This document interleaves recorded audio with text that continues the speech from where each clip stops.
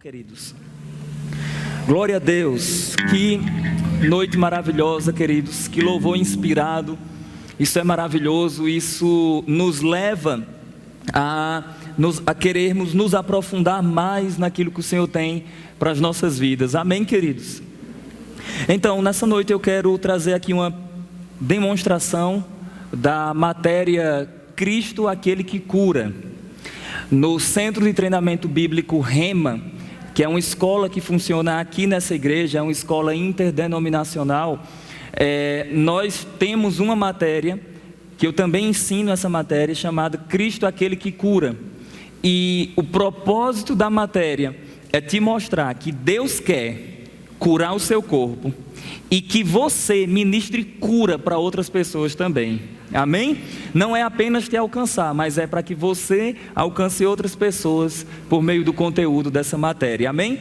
Eu irei trazer uma demonstração, não terei como abordar tudo, mas eu creio que o Senhor se manifestará no nosso meio. Se você chegou com alguma enfermidade também, hoje é a noite de você receber a sua cura.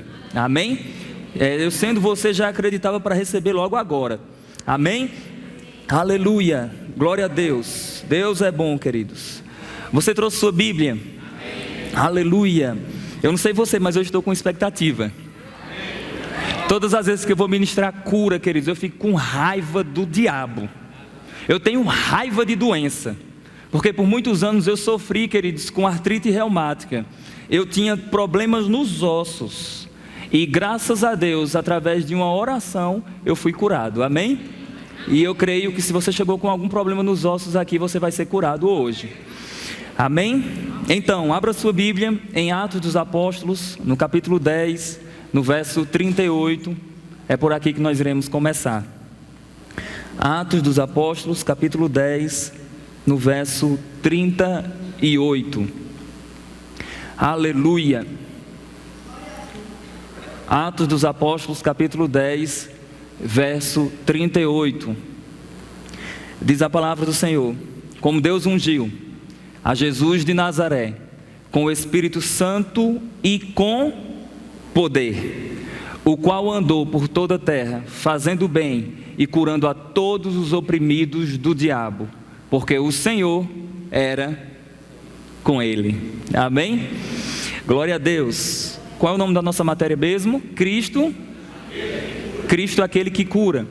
Todas as vezes que eu vou ensinar qualquer conteúdo, queridos, da palavra do Senhor, eu sempre gosto de trazer a definição do que se trata, ou a definição do conteúdo que eu quero transmitir.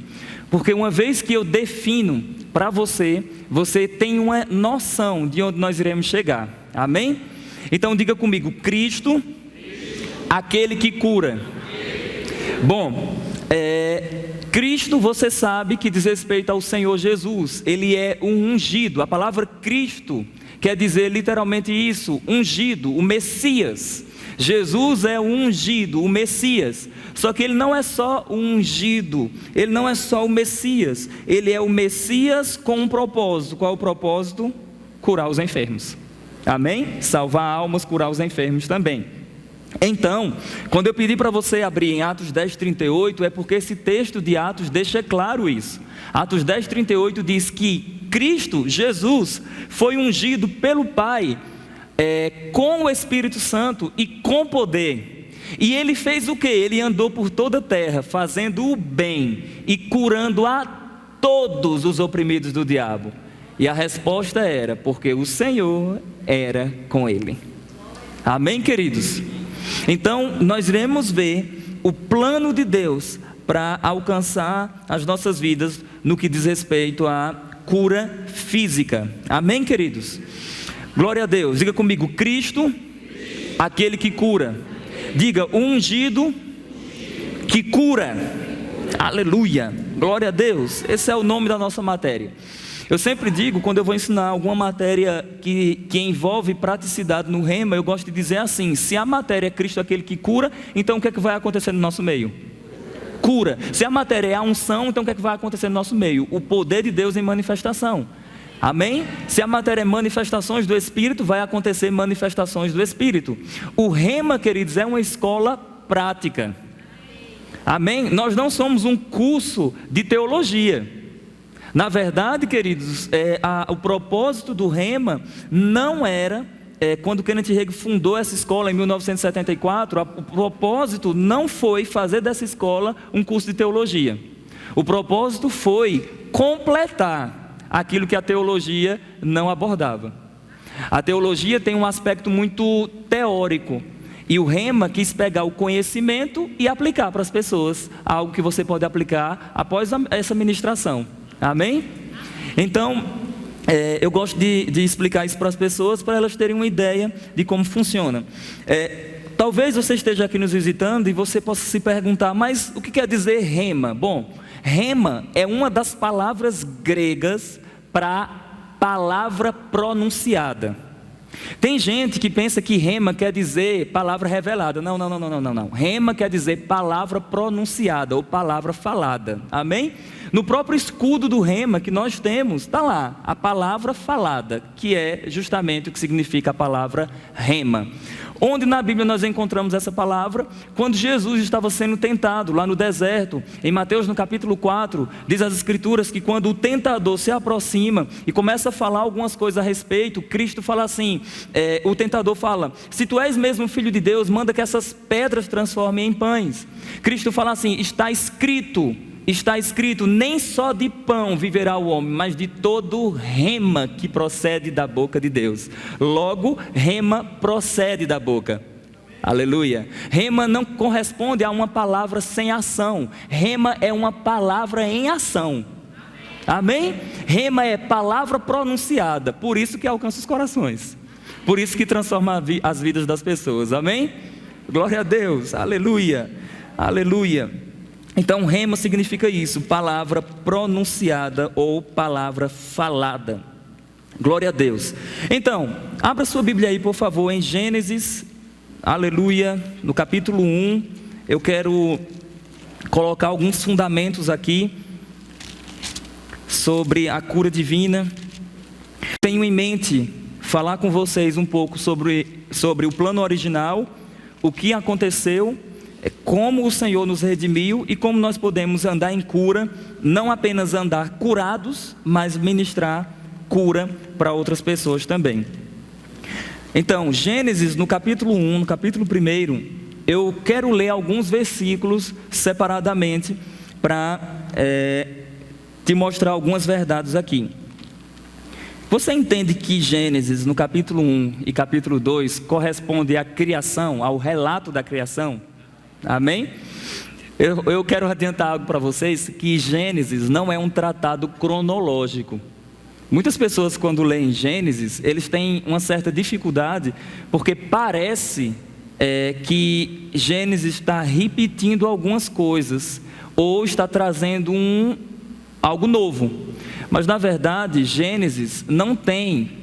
Moisés, quando escreveu o Pentateuco, especificamente Gênesis, ele não tinha em mente trazer um tratado cronológico, até porque ele não estava acompanhando tudo isso que ele descreveu. Amém? Ele estava apenas fazendo um relato daquilo que ele usou algumas fontes, como por exemplo, a tradição, alguns livros que eram conhecidos naquele tempo, como a própria Bíblia mostra que Moisés usou como fonte, um livro chamado Livro das Batalhas do Altíssimo, e também Moisés recebeu inspiração diretamente de Deus. Amém? Então o Gênesis foi escrito nesse contexto. Então, por que eu estou falando isso? Porque algumas pessoas quando leem o livro de Gênesis, eu fiz um estudo sobre Gênesis, que os 2 primeiros capítulos durou 10 horas de estudo. Então, só para você ter uma ideia, muitas pessoas quando estão lendo Gênesis, elas têm umas dificuldades, porque aparece um homem em Gênesis 1:26, aparece outro homem em Gênesis 1:27, aparece outro homem em Gênesis 2:7. E as pessoas ficam confusas, dizendo assim, mas espera aí, o Senhor criou um só homem ou vários homens? E quando nós lemos a descrição, está falando apenas do homem enquanto ser imaterial, criado à imagem e semelhança de Deus. Depois a Bíblia fala, primeiro Gênesis 1:26, Deus planeja o homem. 1:27, Deus cria o homem. 2:7, Deus coloca esse sopro, o fôlego de vida, o homem, no pó da terra. Amém? É um homem apenas. Todos nós cremos que toda a humanidade veio a partir do primeiro casal. Amém? Mas olha comigo aí, por favor, o verso 1. No princípio criou Deus os céus e a terra. A terra, porém, era sem forma e vazia, e havia trevas sobre a face do abismo, e o Espírito de Deus pairava sobre as águas. Eu não vou me deter muito nessa explicação aqui, porque senão eu vou perder muito tempo. Eu quero chamar sua atenção para o verso 4, mas vejamos o 3. Disse Deus: haja luz, e houve luz. Verso 4. E viu Deus que a luz era boa, e fez separação entre a luz e as trevas. Só para um pouco que eu quero te explicar algo. Uma vez, um irmão, ele estava sincero na pergunta dele, no questionamento. Ele chegou para mim uma vez e ele disse assim: Saulo, eu estava dando aula em um lugar, e ele disse assim: Saulo, quando a Bíblia diz que havia trevas, e Deus fez a luz aqui, e disse Deus: haja luz, nesse momento aqui, essa luz é Jesus? Aí eu disse: por que essa luz é Jesus? Ele disse assim: porque lá em João diz que Jesus é a luz que, vindo ao mundo, ilumina toda a humanidade. Aí ele disse assim: então eu posso chegar à conclusão de que esse foi o exato momento que Jesus foi criado? Eu falei: não. Porque se Jesus foi criado em algum momento, Ele é um Deus menor. E se Ele é um Deus menor e nós o adoramos, nós cometemos idolatria. Jesus é incriado. Jesus é Deus, eternamente. Nunca deixou de ser, nem na encarnação. Amém? Amém, queridos? Deus é Deus e nunca deixa de ser. Se Ele deixa de ser Deus, então Deus mudou. Se eu quero provar para você que Jesus é Deus encarnado, tudo bem, verifique depois na sua Bíblia, Mateus capítulo 1, verso 23, que chama Jesus de Emmanuel, Deus conosco. Aleluia, aleluia. Então Jesus é Deus e nunca deixou de ser. Agora, eu falei para esse irmão o quê? Que aqui não se tratava do momento que Jesus foi criado, porque Jesus não foi criado em nenhum momento. Ele é Deus, juntamente com o Pai e com o Espírito Santo. Mas aqui trata-se de luz mesmo, literalmente. Porque haviam trevas literais, escuridão, e houve uma luz literal. Amém, queridos? Eu quero que você preste atenção em algo aqui, porque nós iremos ver agora, aqui em Gênesis, uma ordem, uma cadência. Como assim? Nós veremos um Criador criando coisas e avaliando sua criação. Aleluia, aleluia. Isso é muito importante, porque a partir daqui você vai entender o porquê nós cremos que o Senhor cura e Ele não coloca enfermidade e Ele não criou doenças. Porque nós veremos que Deus vai criar coisas e Ele vai, é como se Deus criasse como um grande construtor, e Ele se afastasse e olhasse para a sua criação, para a sua construção e dissesse: essa criação é muito boa. Amém? Então olha comigo aí o verso 4, aleluia, novamente. E viu Deus que a luz era boa. Então a primeira coisa é: Deus disse, haja luz. Então Deus está criando. Amém? Deixa eu só dar um exemplo para você. Os judeus, todas as vezes que eles queriam referir-se a Deus, eles sempre se referiam a Deus como um Deus criador. Porque eu quero dizer algo para vocês: as pessoas podem acreditar em diversas divindades, mas Criador é só o nosso. Amém? Podem acreditar em diversas divindades, mas Criador é só o nosso. Na mitologia grega, todas as divindades que existiam, todas elas tiveram um início. Aleluia. Mas o nosso Deus não tem início nem fim. Ele é Senhor absoluto. Amém? Aleluia. Então veja, o Senhor fez a luz, o Senhor disse: haja luz, e houve luz, e o resultado Ele disse: essa luz é boa. Alguém diga: a luz é boa. Olha o verso 10, pula para o 10 agora. Ele está criando, aí ele diz: a porção seca chamou Deus terra, e ao ajuntamento das águas mares. E viu Deus que isso era bom. Segundo a avaliação do Criador, Primeiro ele faz a luz e ele diz, a luz é boa. Depois ele vai fazendo outras coisas e ele depois avalia de novo e diz assim, isso é bom. Pula comigo para o verso 12. A terra, pois, produziu relva, ervas que davam semente segundo a sua espécie, e árvores que davam fruto, cuja semente estavam nele, conforme a sua espécie. E viu Deus que isso era bom.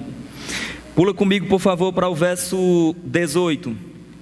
Falando sobre os luminares, diz: para governarem o dia e a noite, e fazerem separação entre a luz e as trevas. E viu Deus que isso era bom. Aleluia. Para um pouco por aí, que queridos, eu me sinto devedor se eu não explicar algo para vocês. Talvez você esteja lendo aqui esse Gênesis e uma questão ficou aí na sua mente. Se você observar, aqui em Gênesis, no capítulo 1, no verso 3, diz a Bíblia, haja luz. Mas quando a gente vai observar mais à frente, os luminares, nessa ordem, foram colocados depois. E às vezes as pessoas estão lendo isso aqui e falam assim, agora, como é que pode existir isso?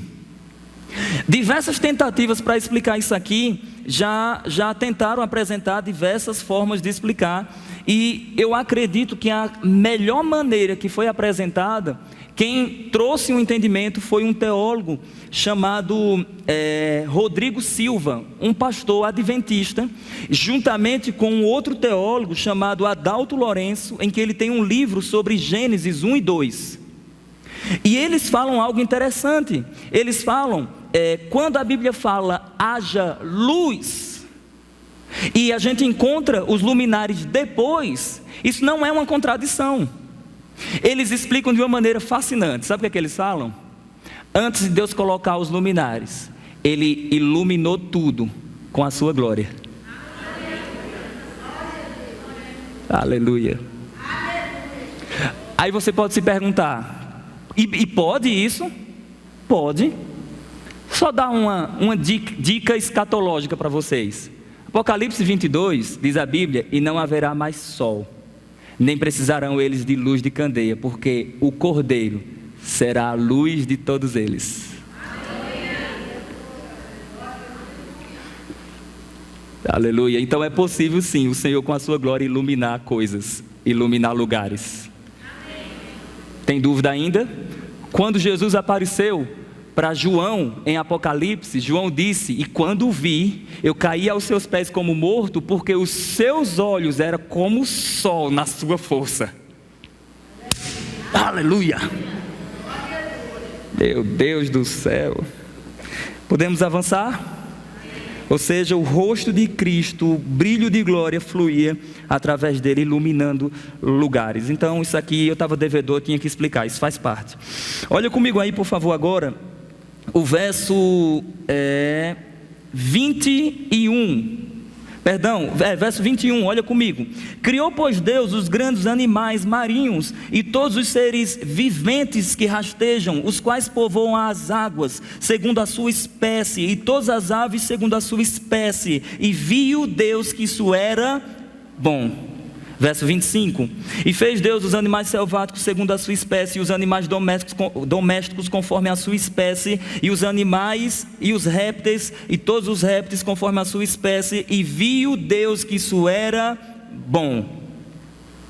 Você vai ver que o texto vai dizer, também disse Deus, façamos o homem à nossa imagem, conforme a nossa semelhança, e o texto vai descrever algumas coisas relacionadas ao homem. E quando você observa comigo agora o verso 31 do capítulo 1, olha o que diz.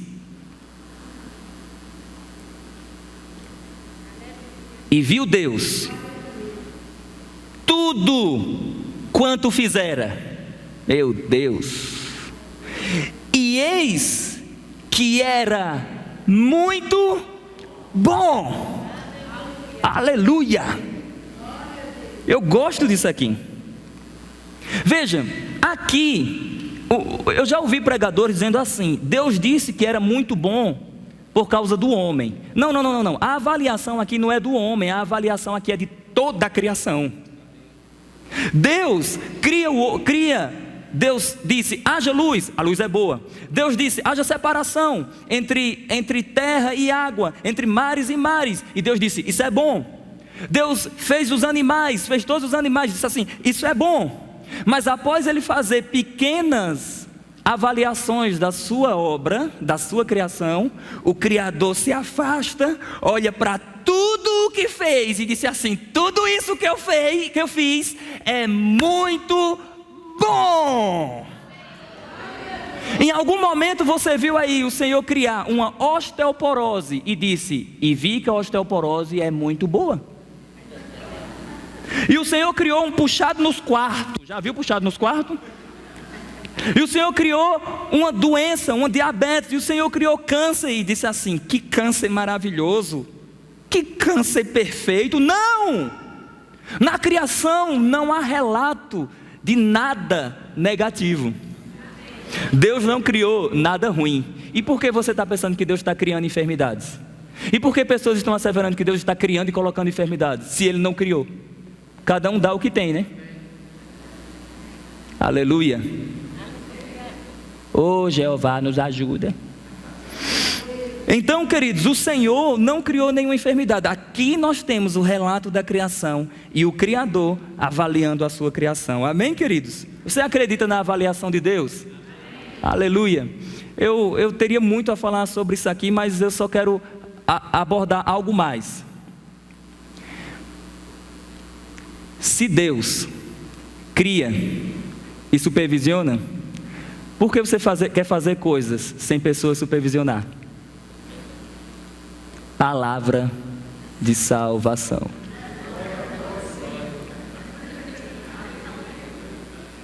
Deus que é o Criador, fez todas as coisas e Ele mesmo supervisionou sua criação. Aí tem crente que quer fazer as coisas sem uma supervisão. Foi só uma aplicação vinda diretamente dos céus, amém? Aleluia. Mais à frente, eu não terei de fato como abordar tudo isso aqui, mas o que eu quero te mostrar é que no capítulo 3 de Gênesis, então diga comigo, a criação, diga toda ela, era muito boa. Amém, aleluia, aleluia. Escuta algo mais. Como Gênesis é um tratado, ou como Gênesis é um relato não em ordem cronológica. Então nós encontramos, por exemplo, às vezes repetições de coisas no capítulo 2 que foram ditas no capítulo 1, repetição de coisas no capítulo 3 que foram ditas no capítulo 2, e assim acontece, quando chega no capítulo 5, Deus faz novamente uma avaliação geral e existe uma repetição geral. Isso é muito comum, é como se fosse uma visão cíclica. Deus está fazendo coisas e Moisés aqui faz assim, ó. E isso aqui foi quando Deus fez isso. Vou dar um exemplo. O Senhor criou todas as coisas em quanto tempo? Vamos lá, queridos, céus e terra, tudo. Bom, nós entendemos que em 6 dias o Senhor criou e ao 7º Ele descansou, amém, queridos? Só que quando eu leio Gênesis capítulo 5, lá fala, e este foi o dia que o Senhor criou céus e terra. Mas espera aí, não foram em 6? Aleluia. Quando a gente observa todo o detalhe, o texto não está entrando em contradição, é simplesmente o Senhor está fazendo Moisés está fazendo um apanhado geral, dizendo assim, este foi o dia que o Senhor criou céus e terra, amém? Glória a Deus, aleluia. Veja, no capítulo 3 de Gênesis, você vai ver que vai relatar a queda do homem, e nessa queda vai aparecer algumas coisas que não estavam na criação original. Logo, algumas coisas saíram da ordem. Olha comigo, verso do capítulo 3. Mas a serpente, mais sagaz que todos os animais selváticos que o Senhor Deus tinha feito, disse à mulher, é assim que Deus disse, não comereis de toda a árvore do jardim? Respondeu-lhe a mulher, do fruto das árvores do jardim podemos comer, mas do fruto da árvore que está no meio do jardim, disse Deus, dele não comereis, nem tocareis nele, para que não morrais. Verso 4, então a serpente disse à mulher, é certo que não morrereis, Porque Deus sabe que no dia em que dele comerdes, se vos abrirão os olhos, e como Deus sereis conhecedores do bem e do mal. Nós cantamos uma música aqui na igreja que diz assim: o meu orgulho me tirou do jardim. Nós não cantamos uma música assim? Sua humildade colocou o jardim em mim. Nós não cantamos essa música, sim ou não? Se nós quisermos saber se foi o orgulho ou não que tirou o homem do jardim, nós sabemos que foi a questão do pecado, a desobediência a Deus, mas é simples. É simples, veja se foi o orgulho ou não. Se Deus é aquele que determina o que é certo e errado, bom e mal, se Deus é que determina, se Deus é quem diz, isso é bom, Ele é a autoridade, amém? A partir do momento que outra pessoa se coloca no lugar de Deus e diz assim, não, na verdade bom é isso é o quê? Entendi agora, irmão Saulo, porque foi isso que Eva fez. Vendo Eva que a árvore era boa, agradável aos olhos, pegou, comeu e deu ao seu marido. Ela avaliou a árvore dizendo que era boa, que Deus já tinha dito que não era para comer. Então, de fato, foi o orgulho mesmo que tirou o homem do jardim. Aleluia. Oh, glória. Vai dando glória misturado com aleluia. Vocês ficam quietos, né? Veja, aqui diz ainda, por favor, verifique comigo, capítulo 3 ainda. O verso 3. Mas do fruto da árvore que está no meio do jardim, disse Deus, dele não comereis, nem tocareis dele, para que não morrais. Preste atenção, eu tenho que falar isso. Em Gênesis, Deus vai dizer não 2 vezes. Deus vai dizer, de Gênesis capítulo 1 a capítulo 3, Deus diz não 2 vezes. E Ele vai dizer, pode, certo, sim, é bom, várias vezes. Isso quer dizer que eu já subentendo algo. Adão e Eva não estavam sem lei, não estavam sem regras. Tem pessoas que pensam que porque a lei de Moisés veio depois, achou que no Éden estava sem ordem. Preste atenção, se a humanidade ficar sem ordem, essa humanidade perece. Existia uma lei que Deus tinha estabelecido. A prova que eu sei que tinha lei é que Deus disse o que pode, o que não pode, e ainda disse a punição caso desobedecesse. Isso é lei ou não? Mas vamos lá, Deus disse não 2 vezes. A primeira vez Ele disse não coma da árvore. A segunda vez Ele disse não é bom que o homem fique só. E aí, você vai desobedecer? Aleluia. Para a meditação dos amados irmãos. Eu aprendi com alguns amigos, viu? Irmãos. Então, queridos, Deus quer que a gente obedeça os seus princípios e a sua palavra. Atenção agora no verso 5.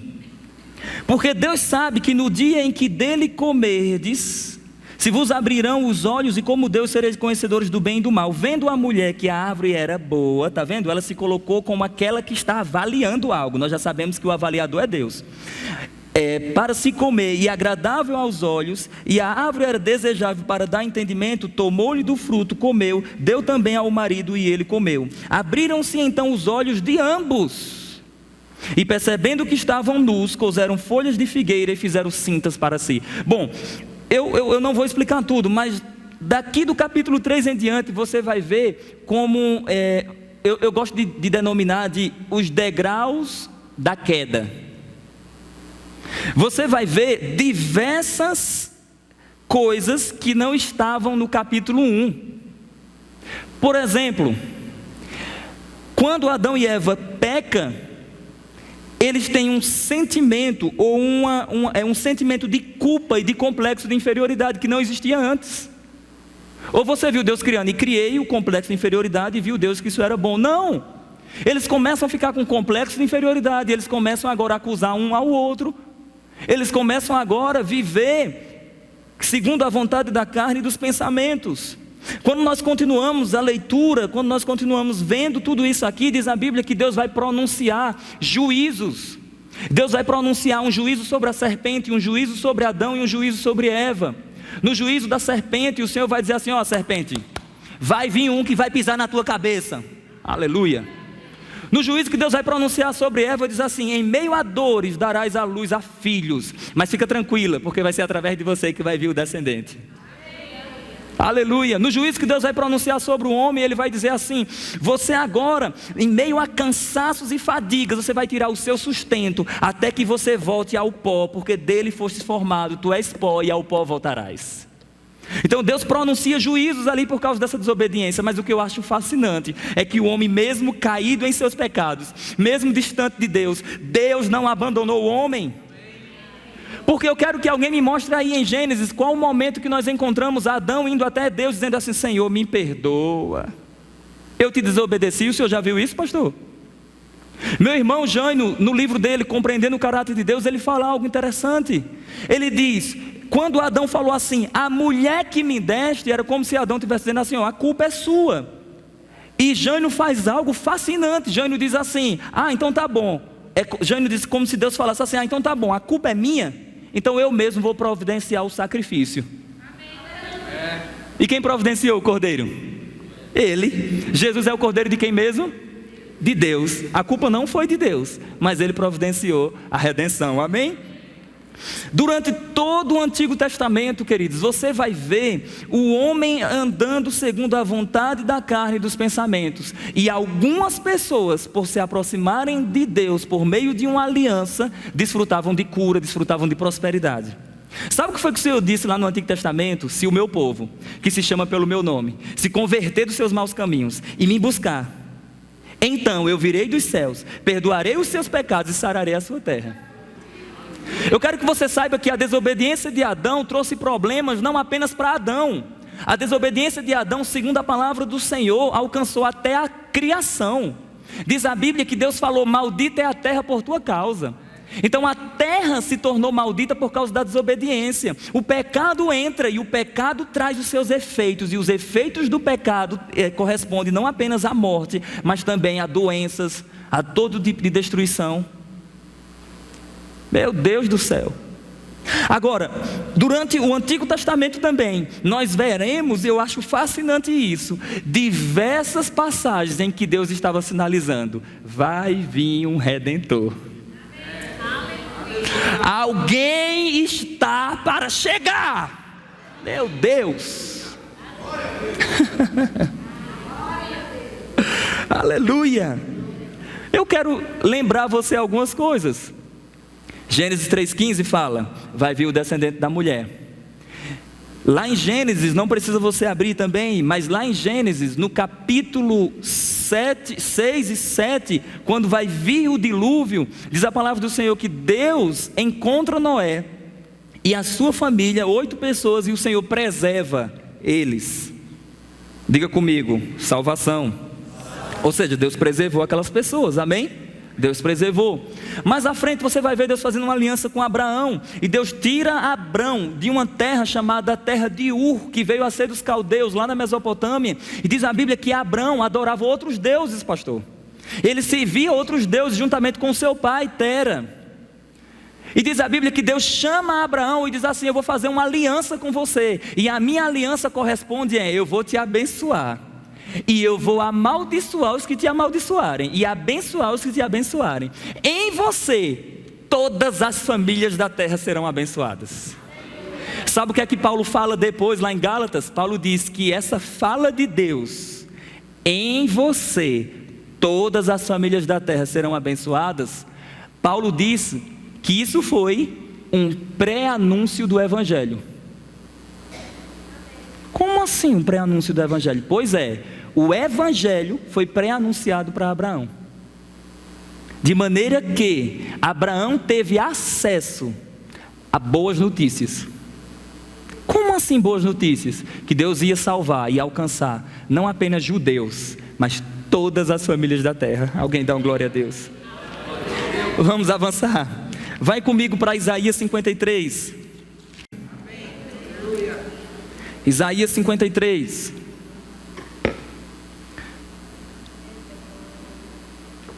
Verso 1 em diante. Diga comigo: o homem estava caído. Diga: morto em seus pecados. Diga: mas Deus tinha um plano. Aleluia. Olha aí Isaías 53. Quem creu em nossa pregação? Quem creu em nossa pregação? E a quem foi revelado o braço do Senhor? Kenneth Hagin faz um comentário que eu acho interessante. Hagin diz que todas as vezes na Bíblia que a expressão, lógico, a não ser quando está apontando para um braço literalmente, mas todas as vezes que a Bíblia mostra a mão do Senhor ou o braço do Senhor em um contexto que não está apontando para algo literal, Hagin fala que está associada à unção do Senhor, ao poder do Senhor, ao próprio Espírito Santo. Olha, no livro Compreendendo a Unção, olha, quem creu em nossa pregação e a quem foi revelado o braço do Senhor, porque foi subindo como renovo perante ele, e como raiz de uma terra seca, não tinha aparência nem formosura. Olhámo-lo, mas nenhuma beleza havia que nos agradasse. Eu já vi pregadores citando esse texto aqui para falar que Jesus era feio. Olha aqui, Jesus era feio com base nesse texto. Bom, a gente sabe que esse texto está descrevendo também Cristo na cruz, o Cristo transfigurado, o Cristo sofrendo na cruz, amém? Mas além disso, eu gosto de trazer um olhar um pouco diferente para esse texto. Eu gosto de dizer assim, quem era o avaliador dele? Olha para o texto agora. Quem é que estava avaliando que ele era feio? Olha para o texto. Quem? Nós. Olhámo-lo, mas nenhuma beleza havia que nos agradasse. Gente, o sujo e depravado nos seus pecados não enxerga a beleza do Redentor. Então nós não enxergávamos a beleza nele porque nós estávamos sujos. Agora, uma vez que ele nos redimiu, uma vez que ele nos comprou, nossos olhos foram iluminados e nós enxergamos a beleza do Redentor. A cruz para nós não é mais um sinal de algo horrível. A cruz para nós não é um escândalo. A cruz para nós, segundo o apóstolo Paulo, é poder de Deus. Meu Deus, aleluia. Então onde as pessoas estão vendo algo feio, algo transfigurado, Paulo disse, nós estamos vendo é o poder de Deus. Meu Deus, aleluia. Me segura, Jeová, como dizem os pregadores, aleluia. Verso 3. Ele era o desprezado e o mais rejeitado entre os homens. Diga comigo, ele era um homem. Aí o texto diz, homem de dores, que sabe o que é padecer, e como um de quem os homens escondem o rosto, era desprezado e dele não fizemos caso.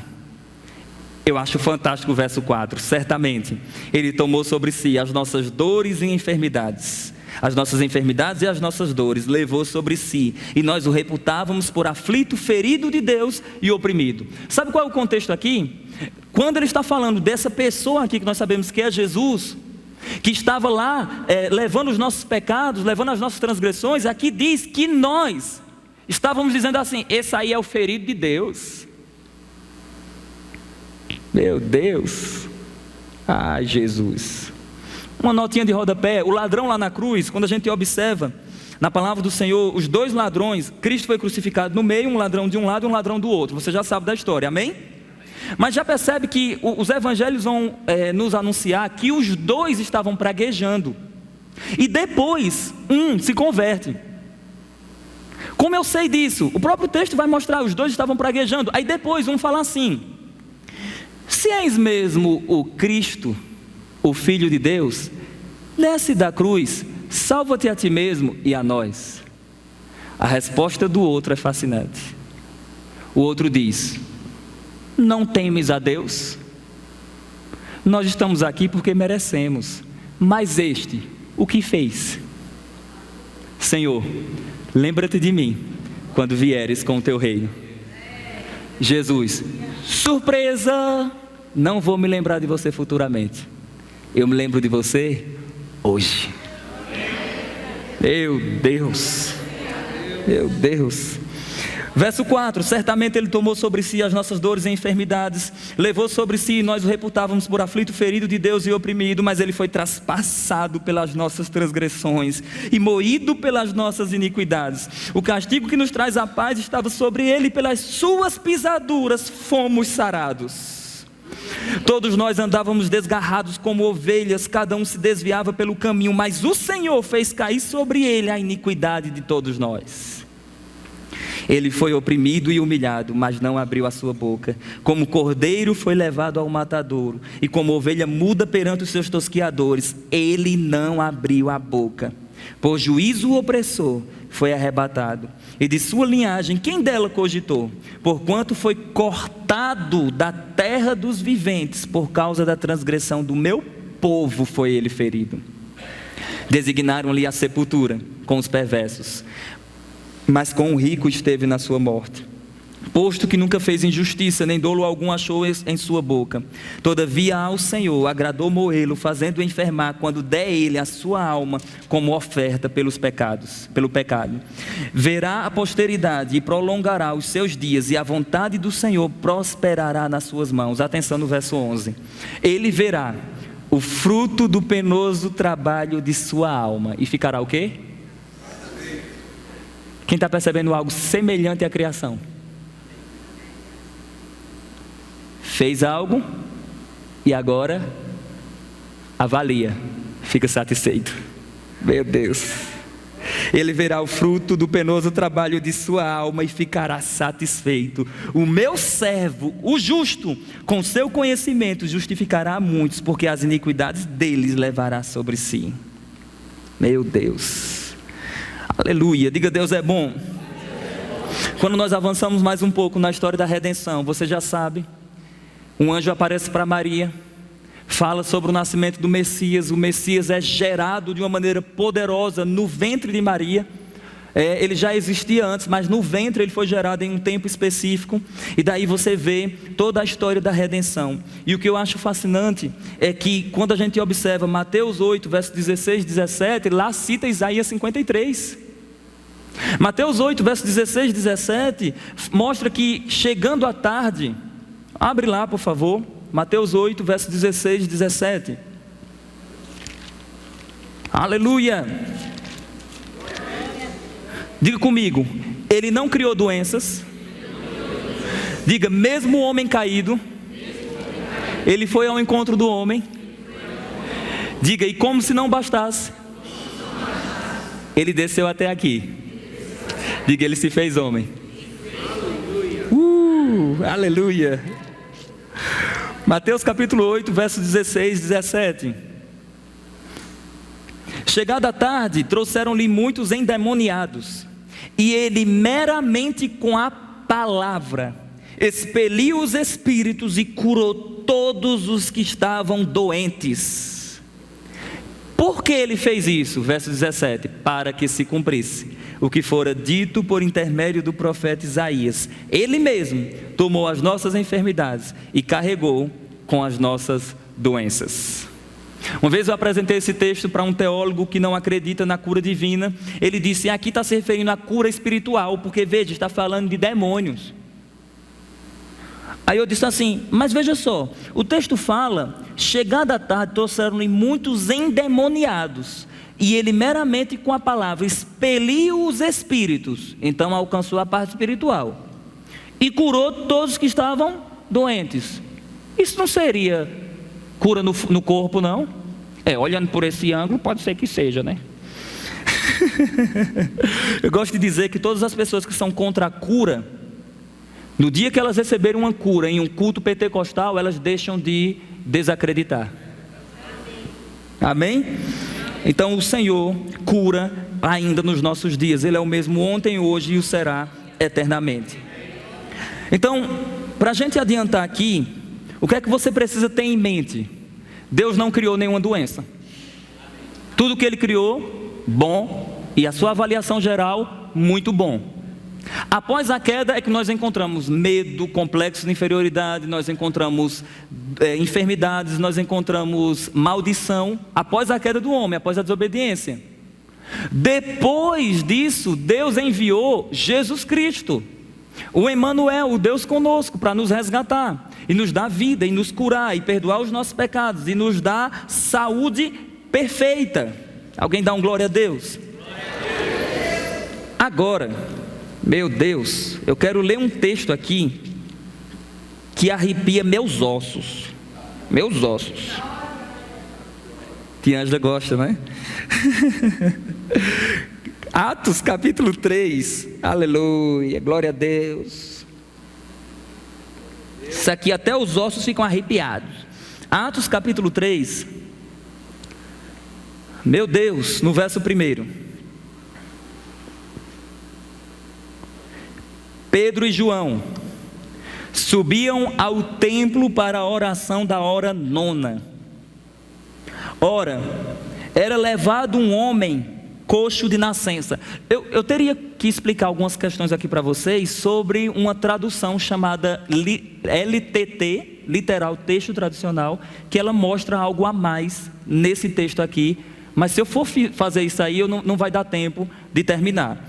Mas de qualquer forma, entenda que esse homem sofria muito e era muito doente, e é provável que seja até mais do que a maioria das versões colocam aqui.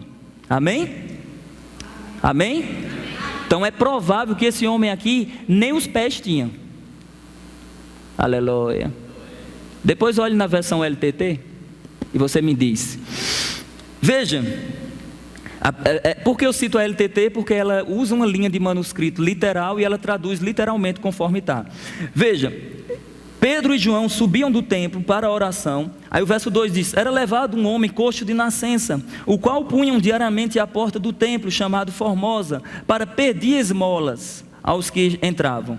Vendo ele a Pedro e João, que iam entrar no templo, olha o que diz: implorava que lhe desse uma esmola. Pedro, fitando juntamente com João, disse: olha para nós. Ele os olhava atentamente, esperando receber alguma coisa. Diga comigo, esse homem esperava receber alguma coisa. Eu gosto de dizer que Pedro e João não deu o que esse homem queria, deu o que ele precisava, amém? Verso 6, Pedro porém lhe disse: não possuo nem prata nem ouro, era o que ele queria. Aí Pedro diz: mas o que tenho, isto te dou, em nome de Jesus Cristo Nazareno, anda. E Pedro não fez como alguns irmãos, que ora, faz assim, em nome de Jesus Cristo Nazareno, anda, e vira as costas. Não, Pedro, tomando-o pela mão, o levantou. Sabe o que é isso? Ousadia. Ousadia. Quando eu vou ministrar aos enfermos, queridos, eu faço a mesma coisa. Uma vez eu ouvi uma frase de um pregador que ele disse assim: eu prefiro ser exagerado para o lado bom do que para o lado ruim. Amém? Aleluia. Então eu prefiro ir lá, orar pela pessoa, levantar, fazer movimentos para a pessoa receber a sua cura, do que não orar de jeito nenhum. Mas à frente você já sabe que esse homem vai se firmar os pés, verso 7, e tomando pela mão direita o levantou imediatamente. Os seus pés e tornozelos se firmaram, e de um salto se pôs em pé, passou a andar e entrou com eles no templo, saltando e louvando a Deus.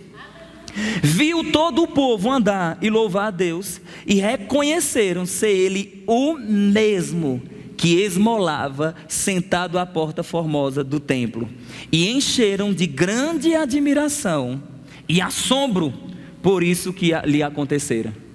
Sabe, queridos, eu creio nisso, eu creio de pessoas que são famosas aqui na cidade por suas doenças receberem a cura milagrosa através da minha vida.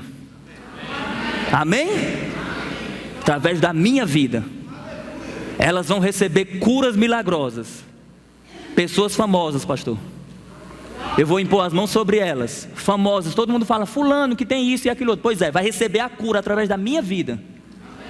E todo Arco Verde vai ficar maravilhado, dizendo assim: essa pessoa é aquela que tinha tal problema. Pois é essa mesmo. Você está entendendo isso? Deus quer operar milagres através de você. Deus quer operar milagres através de você. Uma vez, pastor, eu perguntei ao Senhor, eu disse: Senhor, por que eu não estou vendo tantos milagres, tantas curas acontecerem, conforme acontecia no início da igreja e no ministério de T.L. Osborne, Reinhard Bonk e outras pessoas? Ele disse: porque você não está orando. Aleluia. Ele disse: quando você orar e mandar as doenças saírem, as pessoas vão receber a cura. Quando você impõe as mãos sobre as pessoas e diz assim: receba a sua cura, aí elas vão receber. Só isso resolve a questão. Aí eu disse: então é esse o problema? Então agora eu vou fazer. Está doente, eu imponho as mãos, recebe a cura. Amém?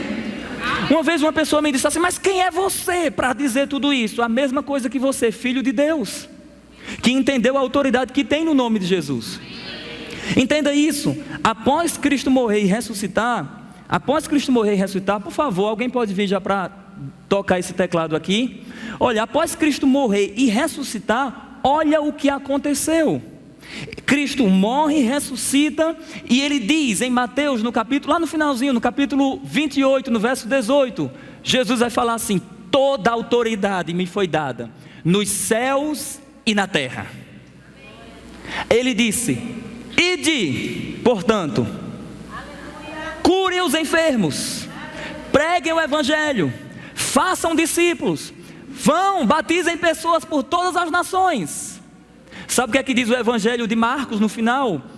Estes sinais seguirão aqueles que creem em meu nome. Jânio diz uma coisa, meu irmão Jânio César, ele diz uma coisa que eu acho interessante. Ele diz: quando Jesus fala em meu nome, ele está querendo dizer assim, em meu lugar.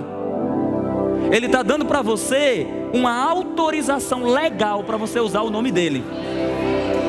Ele está dizendo assim: olha, eu vou para o Pai, não vou deixar vocês órfãos, o Consolador está com vocês, mas vão, em meu nome, curem os enfermos, expulsem os demônios, ressuscitem os mortos, deem de graça o Evangelho. Aleluia! Então, quando eu chego diante de uma enfermidade, quando eu chego diante de uma pessoa que está sofrendo com alguma enfermidade, eu não tenho medo. Sabe por quê? Porque eu deixo de existir ali, e Jesus Cristo naquele momento está diante da enfermidade. Jesus diante da enfermidade, quem treme é a enfermidade, não é Jesus. Meu Deus, meu Deus, meu Deus.